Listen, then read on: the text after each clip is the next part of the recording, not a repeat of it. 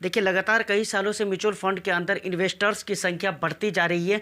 अब इन्वेस्टर्स की जो संख्या बढ़ रही है, इसके कई सारे मेन रीज़न हो सकते हैं और हैं भी, लेकिन उनमें से जो दो मेन रीज़न हैं उसके ऊपर मैं ज़रूर यहाँ पर बात करना चाहूँगा।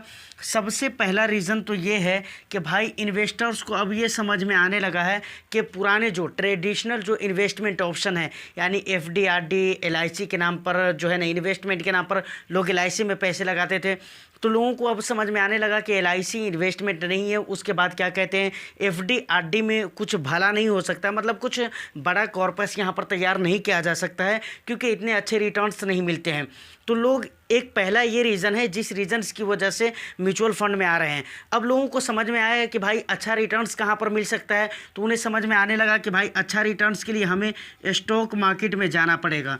लेकिन यहाँ पर मजबूरी ये है बहुत सारे लोगों की कि स्टॉक मार्केट में विदाउट नॉलेज इंटर नहीं कर सकते हैं, चाहे लॉन्ग टर्म इन्वेस्टिंग के लिए ही सही। क्योंकि अगर आप लॉन्ग टर्म इन्वेस्टिंग के लिए भी स्टॉक मार्केट में आते हैं तो वहाँ पर स्टॉक्स आपको खुद से पिक करने पड़ेंगे। दूसरी बात, टाइम टू टाइम उसे एनालाइज भी खुद करना पड़ेगा, उसे देखते रहना पड़ेगा कि कौन से स्टॉक्स कैसे क्या चल रहे हैं। मतलब स्टॉक मार्केट का जो पोर्टफोलियो होगी उसे आपको खुद से ऑपरेट करना पड़ेगा। तो ये सारी चीज़ों के लिए एजुकेशन, नॉलेज प्लस टाइम दोनों होने चाहिए, जो कि अक्सर लोगों के पास, ज़्यादातर लोगों के पास ये चीज़ नहीं थे। तो उनके लिए ईजी था क्या, म्यूचुअल फंड। देखिए, अब म्यूचुअल फंड के अंदर इन्वेस्टमेंट तो आ रहे हैं। अब म्यूचुअल फंड के अंदर भी कई सारे तरीके के, कई सारे कैटेगरीज के फंड होते हैं।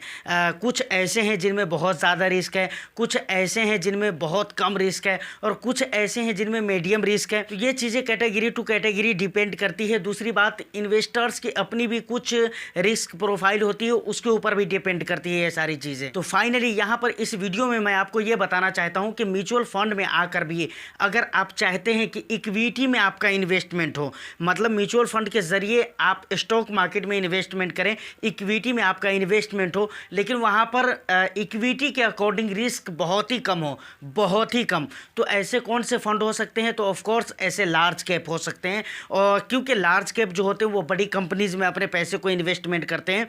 तो मैंने कहा ना, इक्विटी होने के नाते लार्ज कैप में बहुत कम रिस्क पाया जाता है। उसी तरीके से इंडेक्स फंड भी होते हैं। इंडेक्स फंड में भी अगर रिस्क की बात की जाए तो बहुत कम रिस्क होते हैं। बट हम यहाँ पर इंडेक्स फंड के बारे में नहीं, इसके बारे में कभी और बात करेंगे। फिलहाल हम लार्ज कैप फंड के बारे में बात करने वाले हैं, और 5 ऐसे लार्ज कैप मैं आपको बताने वाला हूँ जिनके रिटर्न्स करीब 60% के हैं।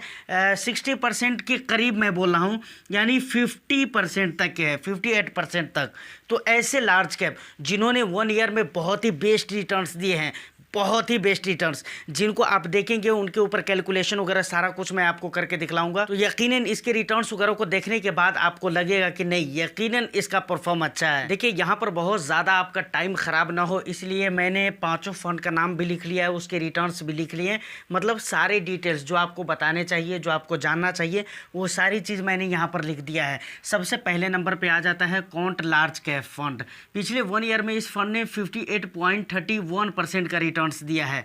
इस रिटर्न्स के हिसाब किताब से अगर हम कैलकुलेट करें कि SIP 15,000 के अगर मंथली SIP हमें स्टार्ट किए होते इस फंड में, या कोई भी बंदा स्टार्ट किया होता 15,000 के मंथली SIP पिछले 1 ईयर पहले, तो उनके टोटल इन्वेस्टेड अमाउंट कितने हो गए होते? 1,80,000 रुपये हो गए होते। उस पे जो उनको मिलने वाला रिटर्न्स होता वो तो मैं आपको बता ही चुका हूँ कि ये रिटर्न्स मिला। इस हिसाब से कैलकुलेशन अगर हम करें तो उनको एक्सपेक्टेड जो मैच्योरिटी पर जो टोटल अमाउंट मिलते हैं, मतलब ये 1,80,000 रुपये मिलाकर, और मिलने वाले जो रिटर्न्स होते हैं वो टोटल मिलाकर कितने मिलते हैं उनको? 2,48,327 रुपये। दूसरे नंबर पे आ जाता है bank of India blue chip fund.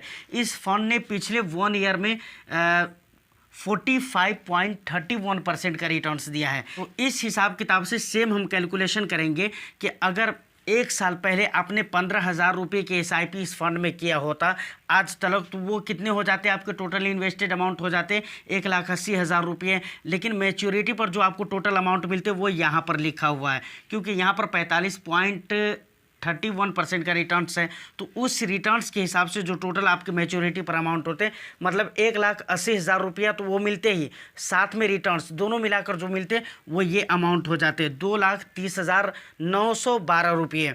तीसरे नंबर पे आ जाता है GM लार्ज कैप फंड।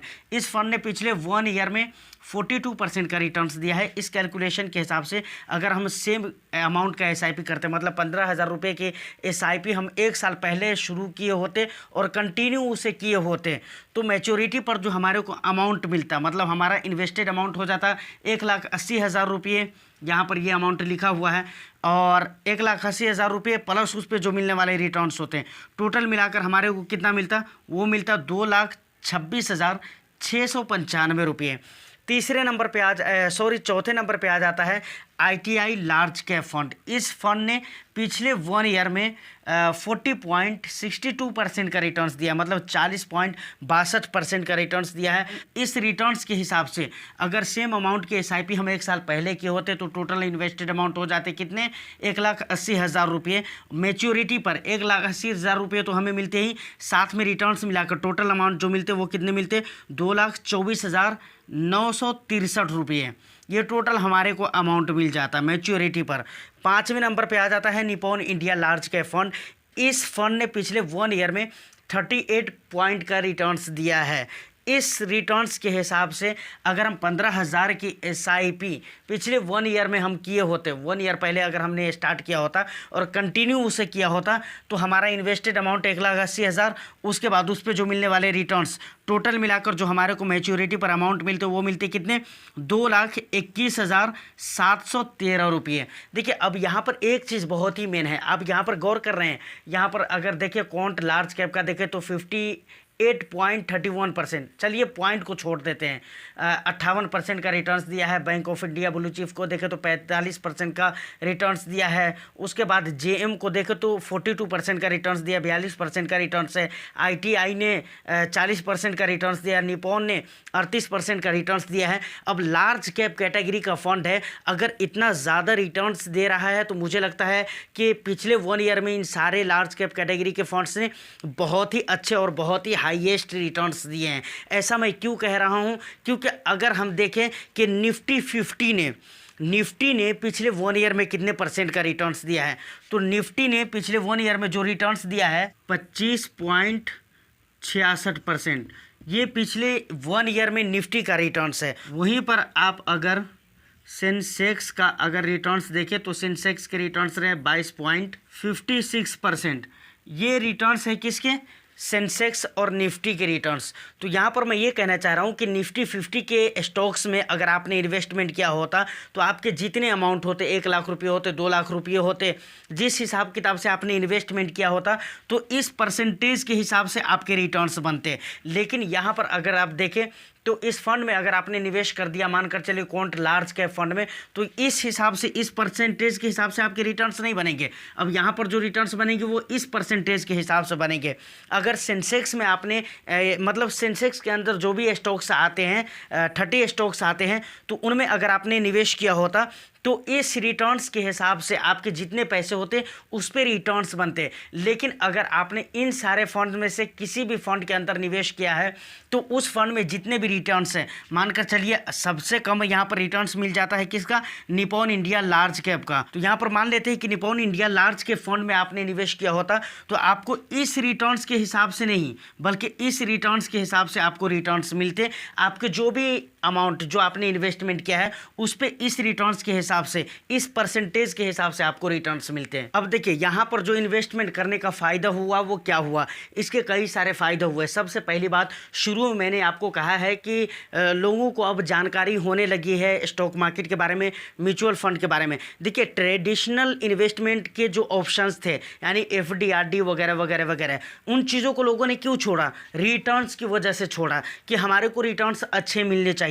तो देखिए अगर यहाँ पर देखें तो रिटर्न्स भी अच्छे मिल रहे हैं, निफ्टी से अच्छे रिटर्न्स मिल रहे हैं, सेंसेक्स से अच्छे रिटर्न्स दिए लार्ज कैप कैटेगरी के फंड ने। अब यहाँ पर लार्ज कैप कैटेगरी के फंड के जो रिटर्न्स मैं आपको दिखला रहा हूँ और लार्ज कैप के जो डिटेल्स मैं आपको बता रहा हूँ, इसीलिए निफ्टी के रिटर्न्स मैं आपको दिखला रहा हूँ और सेंसेक्स के रिटर्न्स आपको दिखला रहा हूँ क्योंकि ये भी लार्ज कैप के इंडाइसेस माने जाते हैं। तो यहाँ पर फायदा ये हो गया कि खुद स्टॉक पिक नहीं करना है, ये फंड मैनेजर का काम हो जाता है यहाँ पर, क्योंकि आपके लिए जो वो एक्सपर्ट बैठे हैं ना, वो आपसे कुछ खर्चे लेते हैं एक्सपेंस के रूप में और आपके फंड को मैनेज करते हैं। बार बार उसे आपको देखने की ज़रूरत नहीं है, स्टॉक पिक करने की ज़रूरत नहीं है, बार बार एनालाइज करने की ज़रूरत नहीं है, मार्केट को बिल्कुल टाइम करने की कोशिश करने की ज़रूरत नहीं है। बल्कि देखिए, टाइम करने की जहाँ तक बात है तो टाइम तो कोई नहीं कर सकता है, लेकिन टाइम करने की कोशिश कभी कभार लोग करते हैं।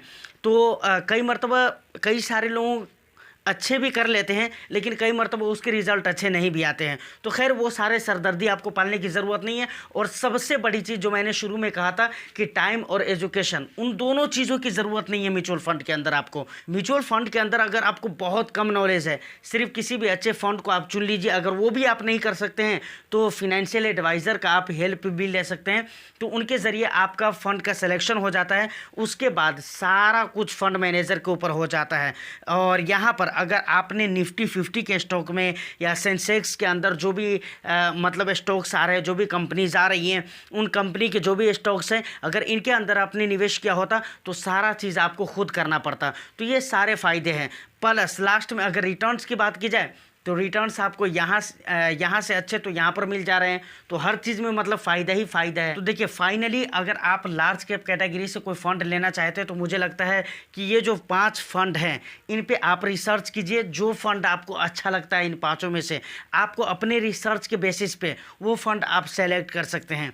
और अगर आपका मकसद वेल्थ क्रिएशन है, लॉन्ग टर्म में अगर आप चाहते हैं कि वेल्थ क्रिएट करना है, तो मुझे लगता है कि लार्ज कैप आप रख सकते हैं। जबकि बहुत सारे लोग यहाँ ये कहेंगे कि भाई 4 साल 5 साल 6 साल के लिए ही लार्ज कैप रखना चाहिए, उससे ज़्यादा टाइम पीरियड के लिए क्यों हम रखें। तो देखिए, मुझे लगता है कि ऐसा नहीं सोचना चाहिए आपको, क्योंकि स्टेबिलिटी के लिए भी कभी कोई चीज़ रखना चाहिए। समझ रहे कि नहीं? मतलब अपनी पोर्टफोलियो के अंदर स्टेबिलिटी के लिए, जब वो मार्केट का बुरा हाल चल रहा हो, उस टाइम पे आपकी पोर्टफोलियो स्टेबल रहे, ये सारी बातें सोचकर भी आपको लार्ज कैप रखना चाहिए, मुझे ऐसा लगता है। तो मुझे लगता है कि आप लार्ज कैप, इनमें से जो भी लार्ज कैप है उनमें से आप कोई कंसीडर कर सकते हैं। उसके बाद जब वेल्थ क्रिएशन की बात होगी तो यकीनन वहाँ पर लंबा समय है आपके पास, यानी कि 8 साल 10 साल 15 साल 20 साल इस तरह के टाइम ड्यूरेशन आपके पास होंगे ही। तो मैं यही टाइम ड्यूरेशन मानकर चलता हूँ कि 10 साल से ऊपर है आपके लिए। तो मुझे लगता है कि लार्ज कैप में से 1 या 2 लार्ज कैप, 1 लार्ज कैप ले लीजिए कम से कम। उसके बाद 3-4 आप क्या ले सकते हैं, स्मॉल कैप ले सकते हैं, क्योंकि हम लंबे समय के लिए इन्वेस्टमेंट कर रहे हैं। तो 3-4 स्मॉल कैप हम ले सकते हैं। उसके बाद 1 मल्टी कैप ले सकते हैं आप, मल्टी कैप। उसके बाद तीसरे नंबर पे आ जाता है एक फ्लैक्सी कैप भी आप ले सकते हैं, फ्लैक्सी कैप। तो इस तरह के फंड ले सकते हैं। टोटल कितने फंड हो गए? 4 ये हो गए, मतलब 6 हो गए टोटल, 6 फंड हो गए। उसके बाद क्या कहते हैं, आप मिड कैप कैटेगरी से भी एक फ़ंड ले सकते हैं, कोई भी ले सकते हैं।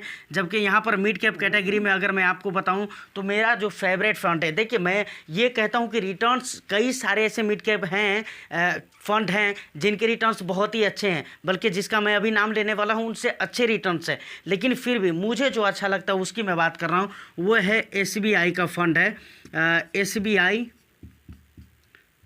Magnum mid cap, magnum mid cap. ये फ़ंड मुझे बहुत अच्छा लगता है। देखिए, मैं ये नहीं कहता हूँ कि इसके बहुत अच्छे रिटर्न्स रहे हैं, इससे अच्छे रिटर्न्स देने वाले मिड कैप कैटेगरी में कोई फ़ंड ही नहीं है। ऑफ कोर्स हैं, मैं जानता हूँ, कई सारे फ़ंड आपको मैं बता सकता हूँ, लेकिन फिर भी मुझे ये फ़ंड बहुत अच्छे लगते हैं।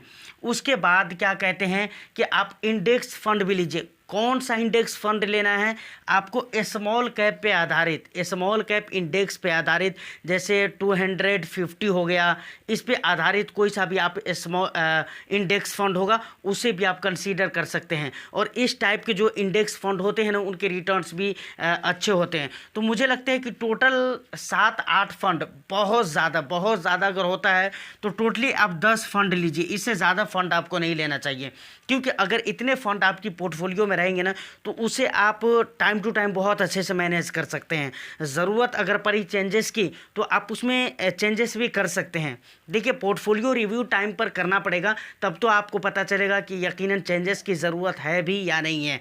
अगर आपने बहुत सारा फंड ले लिया तो उसमें तो एक बहुत सारी मतलब परेशानी हो जाती है, बहुत सारा टाइम कंज्यूमिंग वाला मैटर भी हो जाता है और भी बहुत सारी दिक्कतें आती हैं। तो मुझे लगता है कि आपको बहुत सारे फंड लेने की ज़रूरत नहीं है। जिस जिस हिसाब किताब से अगर मैंने आपको बताया है उस हिसाब किताब से अगर आप 7 8 और ज़्यादा से ज़्यादा बहुत ज़्यादा तो 10 फंड आप ले लीजिए, मुझे लगता है कि लाइफ में वेल्थ क्रिएशन के लिए बहुत अच्छा है और ये राइट डिसीज़न है।